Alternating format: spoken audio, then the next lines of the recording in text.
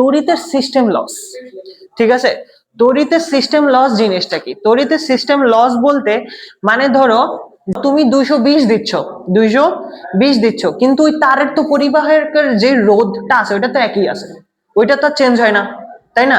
তো ধরো তুমি 230 দাও নাই, 230 দেওয়ার পরে এখানে কমে 220 এসে সর্বোচ্চ।